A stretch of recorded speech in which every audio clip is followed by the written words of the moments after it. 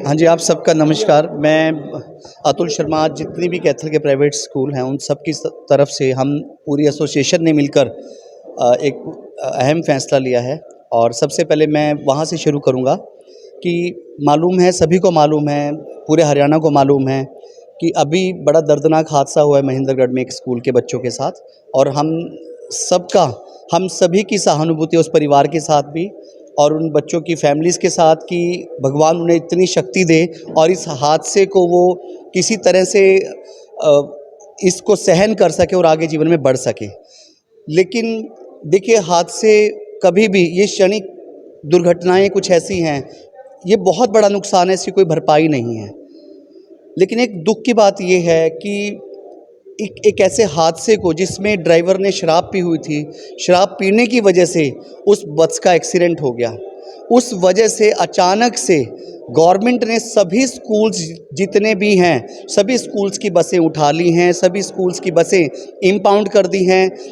बसें सर्विसेज के लिए गई हुई हैं, वहाँ जाके चालान काटे जा रहे हैं। संडे को स्कूल्स के अंदर जाके चालान काटे जा रहे हैं। अब ऐसी सिचुएशन में आप बताइए, कोई भी स्कूल है, बसें स्कूल किस लिए प्रोवाइड करता है? ताकि बच्चे घर से सेफ स्कूल में आ सकें। और ये एक एक्स्ट्रा फैसिलिटी है, कोई कंपलसरी नहीं है। बसें कभी भी किसी अभिभावक के लिए कंपलसरी नहीं है। बसेस एक ऑप्शनल फैसिलिटी है जो हर स्कूल देता है, और ये उस सुविधा के लिए कि बच्चे स्कूल में रोज़ सुरक्षित वे से आ सकें। लेकिन इस तरीके से यदि भरी बसों को बच्चों के साथ बार बार रोका जाएगा, उसमें कोई भी 4-4 अधिकारी चढ़ जाते हैं, पुलिस डिपार्टमेंट के लोग आ जाते हैं, छोटे बच्चे हैं उनको देख के डरते हैं यूनिफॉर्म के अंदर। तो इस सिचुएशन में कल से बसों को किस तरीके से हम सड़कों पे उतारें, ये सबसे बड़ा चैलेंज बन गया है। और ये कोई मेरा नहीं, एक का नहीं, ये पूरे हरियाणा में सभी स्कूलों की प्रॉब्लम है। देखिए, हमारी आरटीए से भी बात हुई है, हमारी मीटिंग के माध्यम से भी बात हुई है। हमने कहा है कि कुछ समय दिया जाए। इतने सारे प्रोटोकॉल्स हैं एक बस के अंदर, वो कह रहे हैं रिफ्लेक्टिव टेप नहीं होनी चाहिए, कोई मेडिकल किट की बारीक बारीक छोटी छोटी चीज़ें, जो अटेंडेंट उसमें बैठती है, उस अटेंडेंट का लाइसेंस बनना चाहिए। रेड क्रॉस से एक अटेंडेंट का लाइसेंस बनता है, 1 महीने का टाइम लगता है। आप मुझे ये बताइए, यदि अटेंडेंट का लाइसेंस नहीं है, क्या इस वजह से कभी किसी बस का एक्सीडेंट हो सकता है? उसका इस बस के एक्सीडेंट होने में क्या रोल है? मुझे ये, यदि आपको कुछ ऐसी कंडीशंस लगानी है, ठीक है, हम अल्कोहल चेकर, ऐसे कुछ ऐसे इंस्ट्रूमेंट्स रखें अपने पास, हम ड्राइवर्स की इस चीज़ों को चेक कर सकते हैं। लेकिन हर स्कूल वाले को 10 से 15 दिन का टाइम दीजिए। जो छोटी छोटी कमियां हैं उनको दूर करने के लिए टाइम दीजिए। अचानक से सुबह उठते ही उन्होंने रेड डालनी शुरू कर दी, ये बिल्कुल भी रवैया ठीक नहीं है। डिसीजन क्या लिए? डिसीजन सर यही लिया है, अभी 17 तारीख तक सभी निजी स्कूल कैथल के बंद रहेंगे। और उसके बाद भी हम कल सब डीसी साहब से मिलने जा रहे हैं, उनसे रिक्वेस्ट करेंगे, डीओ मैडम से मिलेंगे कि आप प्लीज़ सभी स्कूलों को 10 से 15 दिन का टाइम दीजिए। जिस भी स्कूल की बस में कोई कमी है उसको बताइए, ना कि नाजायज कहीं 11,000, 21,000, 51,000 इतने बड़े बड़े चालान काट दिए हैं। और सबसे बड़ी बात, बसेस को इम्पाउंड कर लिया है। कम से कम आज की डेट में 35 से 40 बसेस सभी अच्छे स्कूल्स की कैथल के आज भी बस स्टैंड के अंदर खड़ी है 2 दिन से। आप बसेस को रिलीज नहीं करोगे, नेक्स्ट डे 6:30 बजे बसेस कैसे जाएंगी लेने के लिए बच्चों को? तो यही समस्या है। देखो, तालमेल से ही, प्रशासन के तालमेल से, एक पब्लिक के तालमेल से ही सरकार चलती है, शहर चलता है, सिस्टम चलता है। और आप हमारे साथ कोऑपरेट नहीं करेंगे तो हम बच्चों को जब तक स्कूल नहीं लाएंगे फिर पढ़ाएंगे कैसे? मैक्सिमम बच्चे ट्रांसपोर्ट के थ्रू ही स्कूलों में आते हैं। हाँ जी। हाँ सर, आप बताइए कि जो फैसला लिया है एसोसिएशन ने, चारों एसोसिएशन ने इकट्ठा होकर फैसला लिया है, कल आप डीसी से मिलेंगे, यदि सुनवाई नहीं होती है तो फिर अगला डिसीजन क्या रहेगा? कहीं सरकार पे अपर लेवल पे मिलेंगे? देखिए, हमारा मानना है कि कल जो हमने आज डिसीजन लिया है, पहले तो मैं स्पष्ट कर दूं, ये डिसीजन हमें मजबूर किया गया लेने के लिए। कोई हमारा मन नहीं है कि हम ये डिसीजन लें, क्योंकि स्कूल का मतलब क्या होता है? बच्चों को पढ़ाना, शिक्षित करना। स्कूल इसीलिए ही होते हैं, और अगर स्कूल बंद होंगे तो बच्चों को पढ़ाएंगे कहाँ से? जो भी ये घटना हुई, बच्चे भगवान का रूप होते हैं, बच्चे सबके साझे होते हैं। ऐसे ही ये घटना हुई तो इससे सभी स्कूल जगत स्तब्ध है, परेशान है, हैरान है, व्यथित है। दूसरी बात, जो हमारा ये बंद है, बिल्कुल क्लियरिटी के साथ मैं ये आपके चैनल के माध्यम से प्रशासन को बताना चाहता हूँ कि हम सरकार की या प्रशासन की किसी कार्रवाई के खिलाफ नहीं हैं।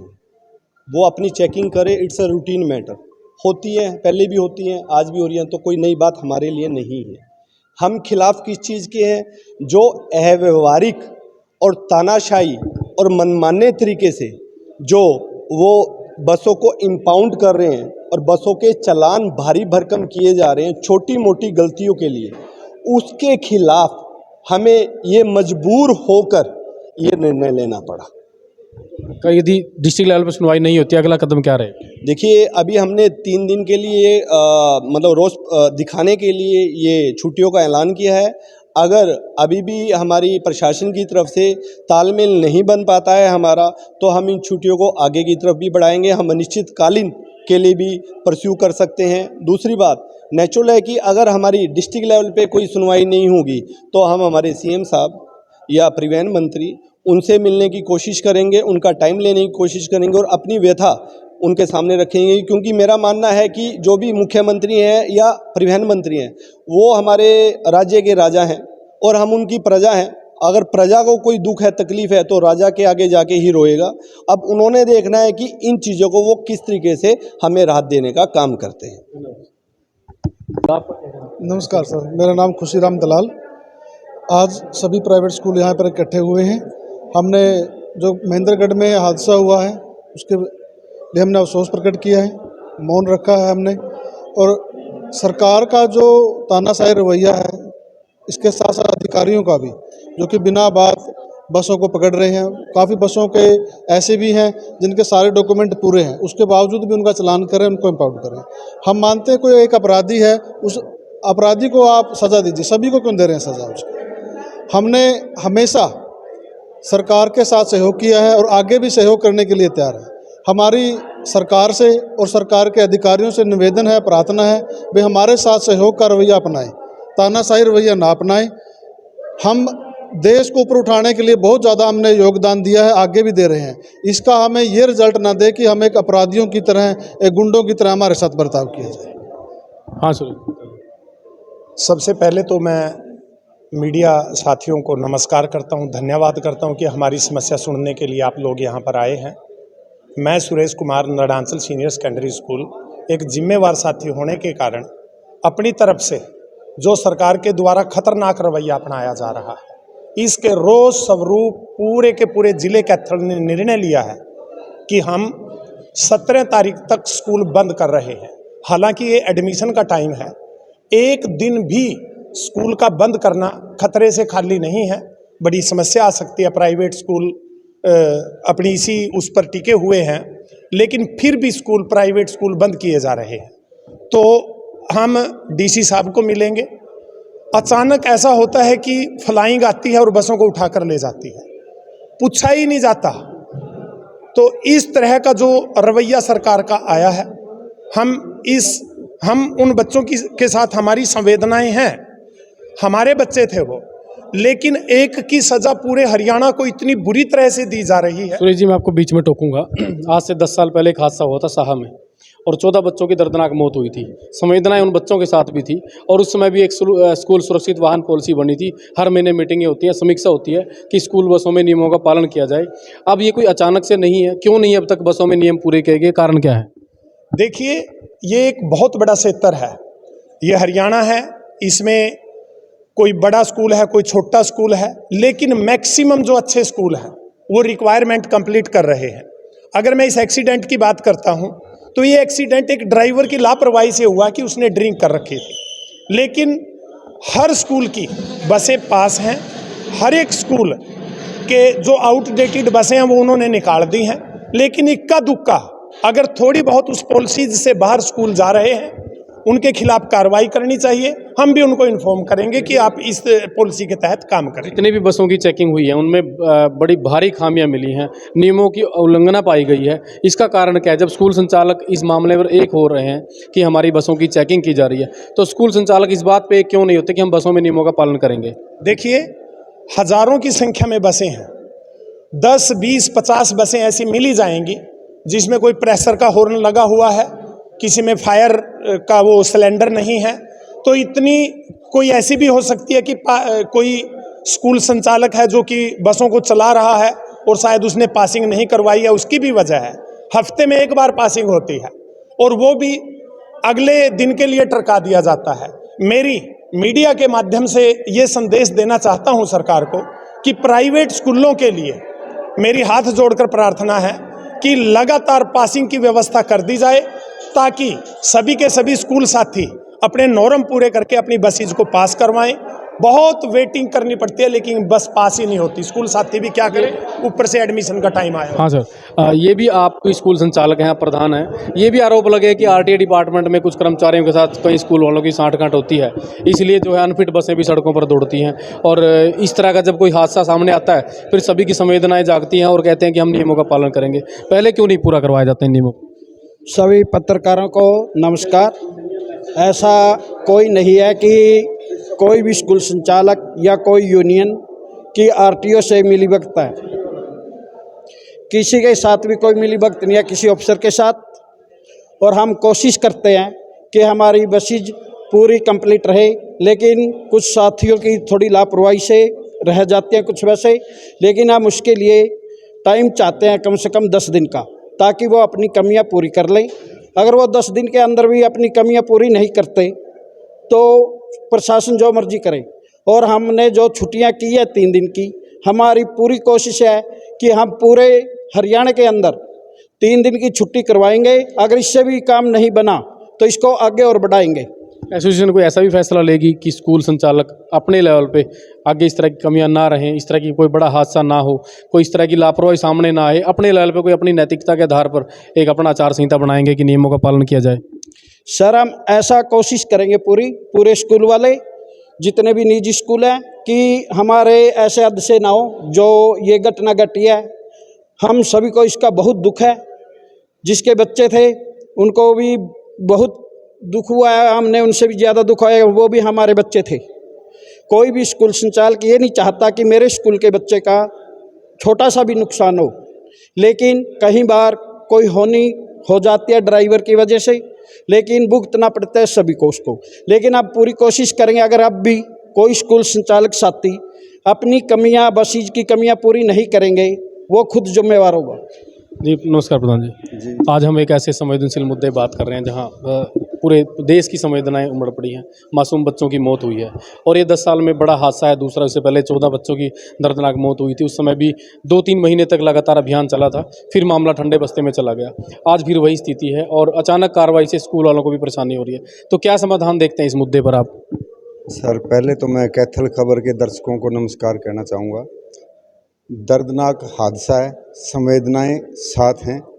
बच्चे यूं ही नहीं होते, बच्चे क्या पूरा परिवार, जो चाहे गवर्नमेंट की बसों में सफ़र करे, चाहे वो प्राइवेट स्कूलों की बसों में बच्चे सफ़र करें, सब एक ही तराजू में बैठे हैं, एक ही ट्रेन में बैठे हैं। सभी की ज़िंदगी बहुत प्यारी है। इसका हल यही है कि एक बार अफरा तफरी जैसे कि पूरे हरियाणा में मची हुई है, एक हादसा हुआ और पहले अधिकारी भी सोए हुए थे। शायद वो स्कूल वाले जिनकी वजह से या ड्राइवर के शराब पीने की वजह से ऐसा सामने जो आया है, ये और जांच में आगे आएगा। आनन फानन में कोई जांच के बिना व्यूज़ आ जाते हैं, सोशल मीडिया पे आ जाते हैं, कुछ सही होते हैं, कुछ गलत भी होते हैं।